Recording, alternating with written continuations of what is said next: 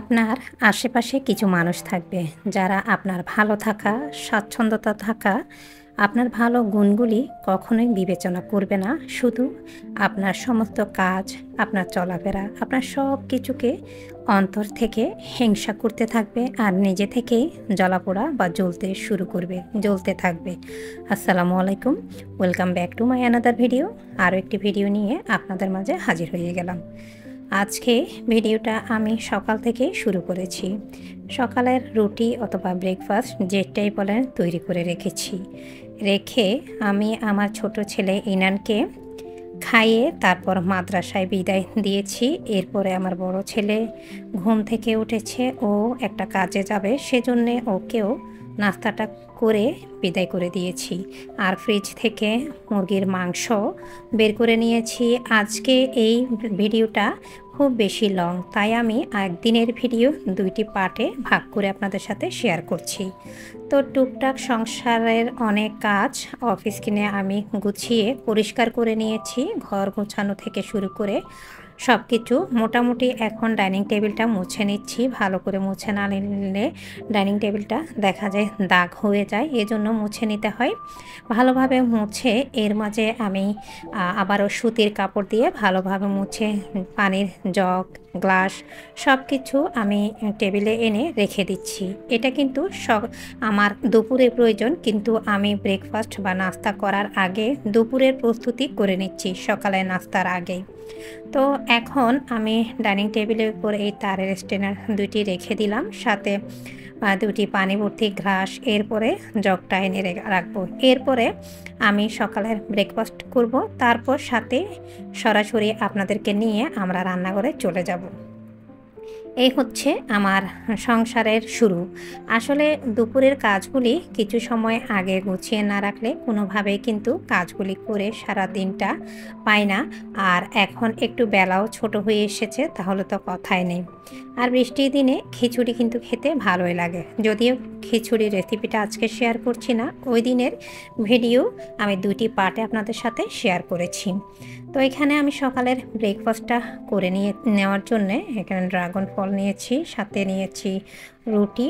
তো এবার আমরা সকালের ব্রেকফাস্টটা করে নিচ্ছি। আপনি আপনার সংসার জীবনে সাদামাটা যতই জীবন করুন, যতই সুন্দরভাবে চলুন, কিন্তু আপনার আশেপাশে কিছু মানুষ আছে যারা কিন্তু আপনার এই সুন্দর সংসার, সুন্দর চলা, আপনার এই সব কিছু নিয়ে সবসময় হিংসা আর কটু কথা বলতে থাকবে। এটাই হচ্ছে এদের স্বভাব। কারণ এরা কিন্তু এগুলা না করলে, এ ধরনের বিহেভ না করলে এরা কিন্তু কোনোভাবেই এদের জীবন পার করতে পারে না। তো তাই জন্যে ভাবলাম আজকে একটি ভিডিও শেয়ার করি। এই হচ্ছে অবস্থা। সকালের ব্রেকফাস্টটা আমি করে নিচ্ছি, ততক্ষণ আপনারা আমার ভিডিওটা দেখতে থাকুন। আলহামদুলিল্লাহ, সকালের ব্রেকফাস্টটা ভালোভাবে শেষ করে আমি কিছু সময় রেস্ট নিলাম বা বসলাম। এরপরে আলু ছিল, সেগুলি আমি এভাবে ঢেলে নিলাম। এরপরে রান্না করব, এজন্য চাউল নিয়ে নিচ্ছি। তো চাউলটা নিয়ে এবার এর মাঝে পেঁয়াজটাও নিয়ে নিচ্ছি, আলু, পেঁয়াজ সব কিছু নিয়ে আপনাদেরকে সাথে নিয়ে রান্না করে চলে যাব। যেহেতু এটি লাইফস্টাইল ব্লগ আর আমার চ্যানেলে আমি আমার যতটুকু সম্ভব এই প্ল্যাটফর্মে ভালো মন্দ শেয়ার করতেই পারি। আশা করি আপনাদের ভালো লাগবে। আর এখানে দেখতে পাচ্ছেন ইমানুর আপু কিছু আম নিয়ে আসছিল। আর এই ভিডিওটা বেশ কিছু দিনের আগের, মিনিমাম 20 থেকে 15 দিনের আগের একটি ভিডিও। তো এখানে আমি মটর ভিজিয়ে পানি ঝরিয়ে নর্মাল ফ্রিজে রেখে দিয়েছিলাম। সেখানে সাথে তেজপাতা, এলাচ, দারচিনি সব কিছু ছিল। তো সেগুলি আমি যথারীতি প্রয়োজনের জন্যে, মানে রান্নার করার জন্য বের করে নিচ্ছি। যখন আপনি যে কোনো বিরিয়ানিতে অথবা দেখা যায় খিচুড়িতে এই মটরগুলো অ্যাড করবেন, তখন খেতে বেশি ভালো লাগে। তো রান্নার আগে প্রস্তুতি করে নিচ্ছি আমি। মিনিমাম আরও বেশ কিছু সময়, মানে 30 মিনিট আগে মশলাপাতি ডিপ ফ্রিজ থেকে আমি মুরগির মাংসের সাথে বের করে নিয়েছিলাম। এতে করে ডিপ ফ্রজ হতে সময় লাগবে না। তো এবার আমি রান্না শুরু করি আর আপনাদের সাথে কিছু আমার খুবই দরকারি বিষয় শেয়ার করি। একটা মানুষের যখন কেউ ইউটিউব একটা চ্যানেল খুলবে, সেখানে যদি প্রথমেই চিন্তা ভাবনা থাকে যে আমি অনেক টাকা ইনকাম করব, তাহলে তার মাঝে অধৈর্যতা কাজ করবে, তার মাঝে কিন্তু অস্থিরতা কাজ করবে, আর অস্থিরতা ফিল করতে করতে একটা সময় সে ইউটিউব প্ল্যাটফর্ম থেকে চলে যাবে। ইউটিউবে কাজ করা কিন্তু অনেক কষ্টের এবং ধৈর্যের একটা কাজ। তো আমি ইউটিউবে মিনিমাম এখন 4.5 বছর আছি। তো কথা বলতে বলতে আমি খিচুড়ি রান্নার জন্যে এখানে চাউল ধুয়ে রাখছি, ধুয়ে রেখে দিচ্ছি। রান্নার সমস্ত প্রস্তুতি নিয়ে তারপর রান্না করতে গেলে খুব বেশি একটা সময় লাগে না। আর যে কোনো কাজ ভালোবেসে মন থেকে করলে সে কাজগুলি কিন্তু খুব দ্রুত করা হয়ে যায়। তো এখানে আমি রান্না করার জন্য মানে খিচুড়ি রান্নাটা যদিও এই পার্টটা আপনাদের সাথে শেয়ার করছি না, এই পার্টে আমি টুকটাক কাজ শেয়ার করছি। কাজগুলি কেন শেয়ার করছি সেটাও বলবো, কারণ বলার জন্যই তো এসেছি। আসলে কষ্ট, ভালো লাগা, সুখ সব কিছু আমি আমার যতটুকু সম্ভব এই প্ল্যাটফর্মে ব্লগ চ্যানেলে আপনাদের সাথে শেয়ার করি। আমি মনে করি ইউটিউব চ্যানেল হচ্ছে মনের ভাব প্রকাশ করার একটা মাধ্যম, আর যেখানে সেই চ্যানেলের রাজা যে ভিডিও ক্রিয়েট করে বা সেই চ্যানেলে যে ক্রিয়েট করে সেই মানে হচ্ছে আমি। তাই আমি আমার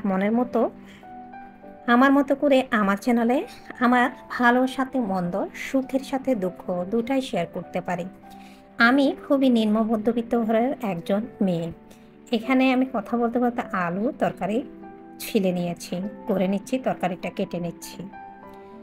আপনারা আমার চাইতে পরিপক্ক অনেক দক্ষ গৃহিণী আছেন। কেউ আছেন হয়তো বা আমার মায়ের সমান, কেউ বা তার থেকে কিছুটা ছোট, কেউ বা আছে আমার ছেলের সমান, আবার কেউ বা আছে দেখা যায় আমার নিজের সমান। তো আমার চাইতে অনেক পরিপূর্ণ গৃহিণীরা আছেন যাদের কাছ থেকে আমার অনেক কিছু শেখার আছে। কিন্তু কিছু কিছু বিষয় খুব ক্লোজ কাছের মানুষ যারা আছেন, অনেকেই বলে যে আমরা কি তরকারি কাটতে পারি না, এটা আবার দেখানোর কি আছে, ঢং করে নাটক করতে এসেছে। আরে ভাই, আমি যদি ঢং করি তাহলে আমার ঢংগুলো আপনি দেখবেন না? আপনাকে তো আমার ঢংগুলো দেখার জন্য, নাটক দেখার জন্য আমি যেচে টেনে আমার চ্যানেলের মাঝে নিয়ে আসছি না। আপনি যদি পারেন, আপনার বোনেরা যদি পারে, আপনার পরিবারের মেয়েরা, বৌঝিয়েরা যদি আপনি নিজেও পারেন, সুন্দরভাবে আপনি যদি কাপড় গোছাতে পারেন, যদি একটা হাঁড়ি পাতিলও ঘষতে পারেন, সুন্দরভাবে আপনি ঘরটা ঝাড়ু দিতে পারেন, তাহলে আপনি সুন্দর করে আপনার গুণ, আপনার পরিবারের মেয়ে, সংসার, সন্তানাদি যারা আছে, যার যার গুণ অনুযায়ী আপনি তো এক্সপ্লেন করতেই পারেন, তাই না? আর এখানে আমার ঢং দেখানোর কি আছে বলেন? আমি নাকি তরকারি কাটি, সেটাও নাকি ইউটিউব চ্যানেলে বা ইউটিউব প্ল্যাটফর্মে কি দেখাতে হবে?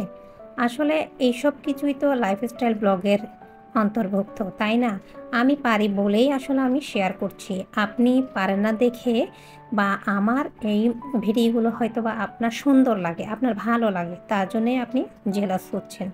আসলে জেলাস করে কোনো লাভ নেই। প্রয়োজনে আপনি না দেখতে পারেন। একটা কাজ করবেন, আমার ভিডিও আপনার সামনে আসলে আপনি ইগনোর করবেন। কারণ আমার ভিডিওগুলি যখন আমি অন্যের মোবাইলে দেখি তখন কিন্তু আমার অনেক ভালো লাগা কাজ করে। আরও একটা বিষয়, আমি এই ইউটিউব জার্নিতে আছি প্রায় 3 থেকে 4 বছর। আমার 2টি চ্যানেল, আলহামদুলিল্লাহ আরও একটি চ্যানেলে মনিটাইজেশন চলছে।